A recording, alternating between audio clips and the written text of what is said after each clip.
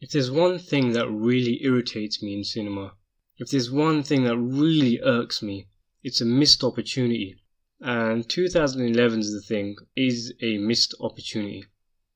Now, I apologize in advance for dedicating this review to two things, really. Because if I talk about other stuff like the acting, the story, then there isn't really much to talk about. As a whole, this movie is pretty generic. On its own, it's not very memorable, and I think without its connection to a certain other movie, it probably would have been long forgotten a long time ago. So what I do want to talk about are two things. The first is its special effects. The second is its relationship with John Carpenter's The Thing from 1982. So let's talk about the effects. You have to judge a movie on its own. We can't compare it to John Carpenter's film. More on that later. But even on its own, the effects are really, really poor. I mean, when they announced that they were remaking The Thing and the director was a big fan of the original, we're gonna see so many things we've already seen in this remake. It won't be original in any sense, but one thing it can do is just run away with the effects. Just go crazy. Think up whatever you can think up and then execute it the way it needs to be executed. But what did they do? They did this instead. And that. And look at this. What is this? Seriously. This is insulting. I mean, they know, don't they? They know that we're here in the cinema, we're watching this because of the film from 1982, which is lauded for its effects. So why are you giving us this? Why are you going seemingly out of your way to give us shite special effects? And you want to know why it's so heartbreaking? Why I mention that it's a missed opportunity instead of just an all-out failure, an insignificant film?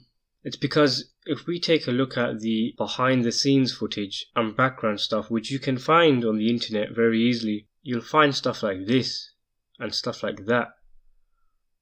Look how much work was put into that. But forget the amount of work, CGI takes work as well. But look how good it looks. Can you imagine seeing that in a movie, filmed in a way by a director who knows what he's doing? That would be so effective, wouldn't it?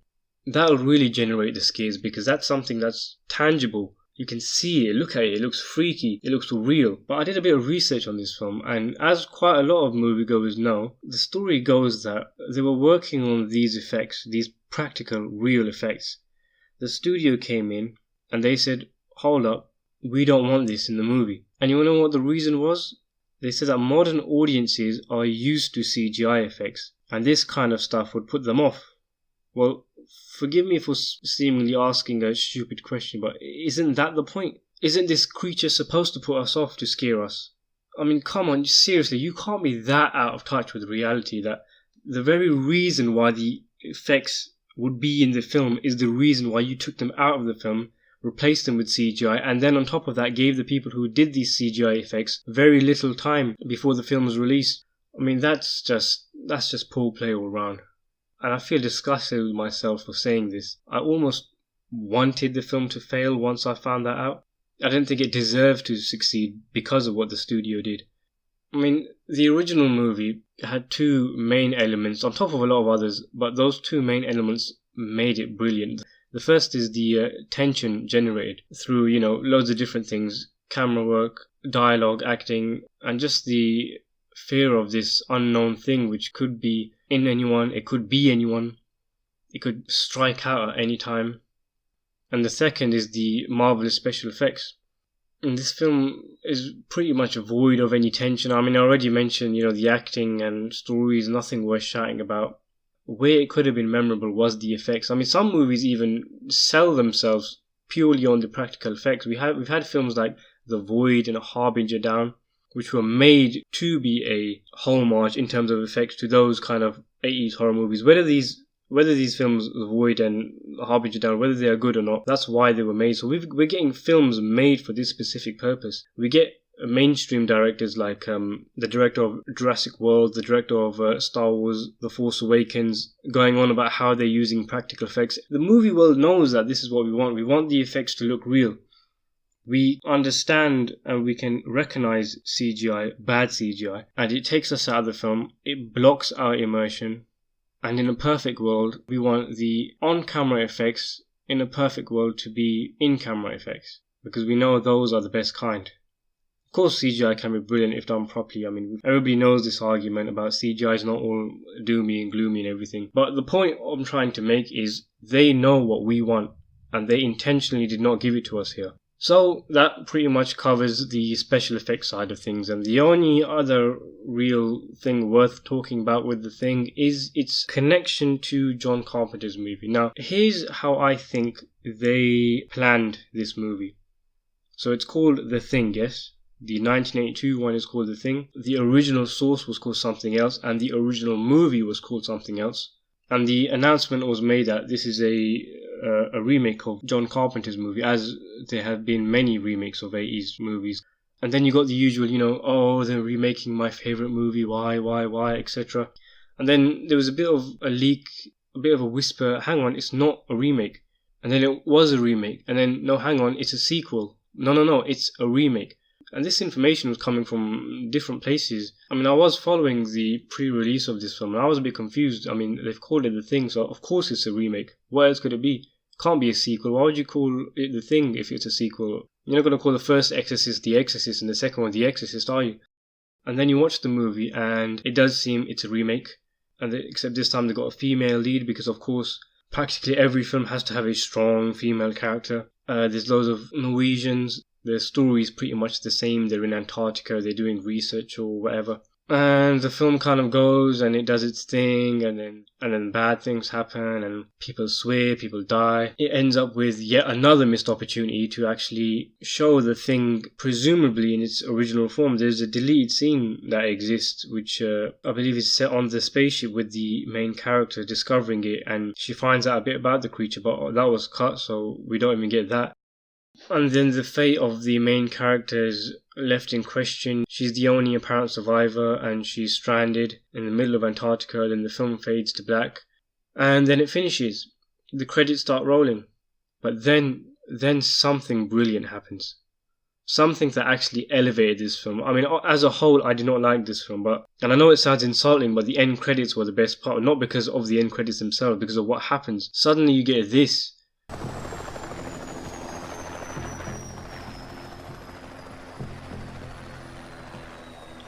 Ennio Morricone's classic theme from the 1982 film comes on, kicking in a sense of dread immediately. And then the movie shows us a man arriving with a helicopter. One survivor from all the hullabaloo gets on it with him. They chase the Thing which has transformed into a dog. And then the credits are intercut with little snippets of, say, a character who has committed suicide with his razor and his blood has frozen, or another one where two characters' faces have emerged. I really didn't like this part in the movie. I thought it ruined the sense of mystery. But what I'm getting at is that the film suddenly revealed that it was a prequel. All these events had set themselves up perfectly, or well, almost perfectly. There are one or two flaws, but almost perfectly for the original movie when Mac and Windows and Gary and everyone, they discover the dead Norwegians. And obviously the helicopter and the two guys chasing the dog is how the original film starts. That part it blew me away. I thought that was terrific. And I think they might have centered their whole film or the marketing around making you think it was a remake. But ultimately it was a sequel and it was setting up one of your favourite sci-fi movies.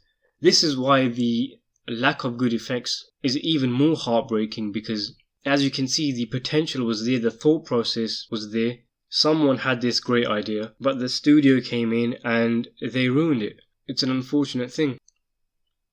I guess you can make the argument also that the end credits ruin the original movie's sense of the unknown. I mean, there's some things that I felt were kind of silly and lacking in imagination, like the two-face thing that I mentioned. When I saw that in the 1982 film, I thought to myself, I wonder how this came to be about. How could something so horrible have happened to this person? But in this movie, they just show you that literally the two guys' face just kind of merged together. But I myself like the end credits, and there's loads of other things, like in the original, the protagonists were all old, grizzled characters who you can tell are depressed, they just want to go home. And here we have, the young American good-looking female not really marking her territory, not really making a stamp on the Thing franchise. But I'm starting to compare the two films and I've told myself I'm not going to do that. There is a sense of irony in the thing being about a creature whose purpose is imitation, and in a way this movie attempts to imitate the rather beloved 1982 movie, and it does so in many ways, but the very things that made that film special, the characters, the effects, the tension, those are the things this one fails on. A large portion of this film was inoffensive. It goes along, it does its thing, it's not very memorable, but I really liked the ending. So I'll give it a 6 out of 10.